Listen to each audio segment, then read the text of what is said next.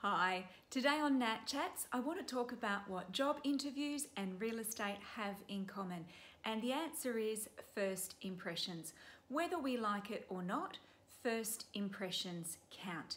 In real estate, this means the lead photo that you've got up online, so the first photo that buyers see of your property, as well as how the property presents when the buyers drive past. And lots of buyers will drive past a property before they choose to come and see it at a home open.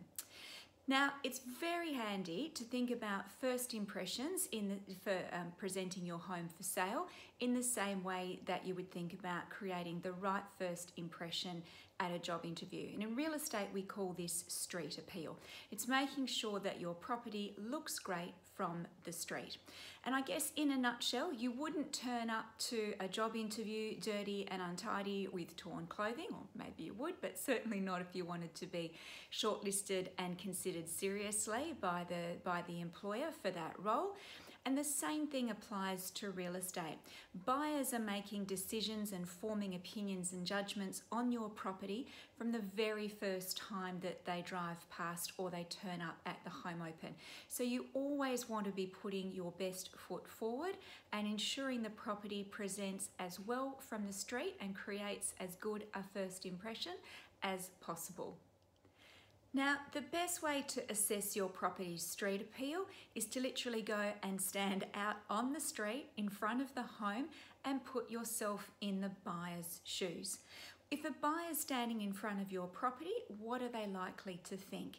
Does it look loved and well maintained and cared for, or does it look a bit tired and under the weather? Properties that come across as tired and under the weather, buyers are likely to assume that they're going to need more maintenance and spend money on them. So that will typically come off the purchase price, whether you like that or not, or whether you think you've priced for it or not. Your property would just simply fail to make the shortlist because buyers have got lots of other stock in this market to choose from, or they're also at the moment simply able to wait because the market is not necessarily doing a lot for some types of property. So really judge the home and look at all aspects of the property. You know, if there's fences, are the fences in good condition? What are the driveways and the paving look like? Is the lawn mown? Is it full of weeds? What are the garden beds like? Do they need to be mulched? Is the garden overgrown? Do the bushes and shrubs need to be trimmed back so that you get a clearer view of the house?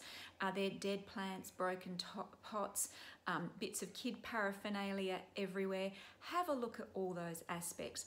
Don't forget also to look at the home itself. You know, do the fascia boards need painting? Would the front of the home, the facade, benefit from a quick lick of paint as well? You know, what's the veranda like? What's the front door like? The condition of the windows and the window treatments that you can see. So really cast a critical eye over all of those aspects of the property and make a list so that you can tick off those jobs.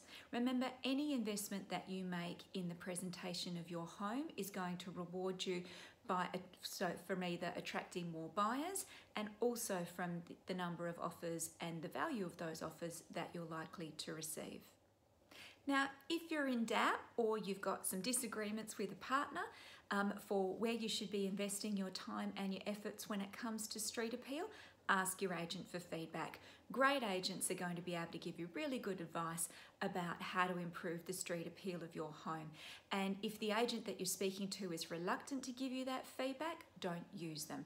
They're reluctant to give you that feedback because they're too fearful of losing your listing. They want to make it seem as easy for you to get the result as possible. But the reality is their reluctance to put you first and give you the feedback that you need to get the best possible outcome for your home is going to cost you money.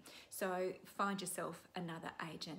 And remember, street appeal is just like attending a job interview. Give yourself the opportunity to make the best first impression possible. You won't get a second chance. Have a great day.